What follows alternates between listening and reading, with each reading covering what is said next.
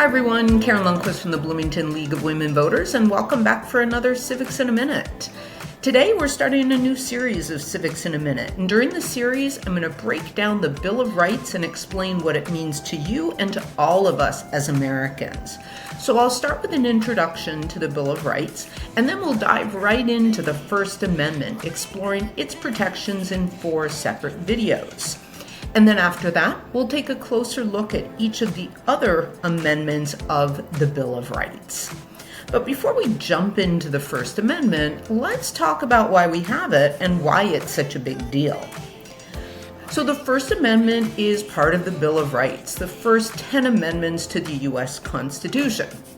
The U.S. Constitution was finalized at the Constitutional Convention that was held in Philadelphia in September 1787. The Constitution was ratified on June 21, 1788, when New Hampshire became the 9th state to approve it and to ratify it, making it the official new framework for the government. All 13 original states eventually ratified the Constitution, with Rhode Island becoming the last one on May 29, 1790.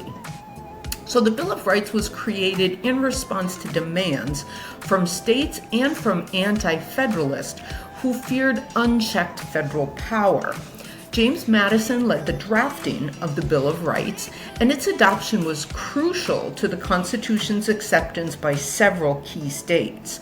For example, North Carolina and Rhode Island refused to ratify the Constitution and join the Union until a Bill of Rights was promised and actually in progress, while other states like Massachusetts, Virginia, and New York only ratified the Constitution with the expectation that the protections in the Bill of Rights would be added later.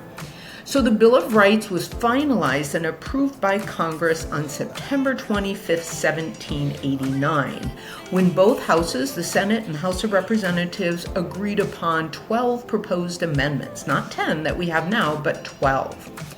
These 12 amendments were then sent to the states for ratification on September 25, 1789. 10 of these amendments were ultimately ratified by the required number of states and became the Bill of Rights on December 15, 1791. So of the 10 amendments, the very first one, the First Amendment, of course, is about freedom and freedoms. It's not about taxes, it's not about armies, it's not about money, but it's about freedom. And it protects 5 fundamental freedoms that we enjoy as Americans: freedom of speech, freedom of religion, freedom of the press, freedom to peacefully assemble, and freedom to petition the government for grievances. So that's a lot that's packed into just 45 words in the First Amendment. And the rights included in the First Amendment aren't accidental. They're the result of real fear and real experience. Because remember, the founders had lived under British rule, where criticizing the king could land you in jail, where churches were state-run, and where the people really didn't have a voice or a say in how they were governed. And the First Amendment was designed to protect and prevent that type of oppression.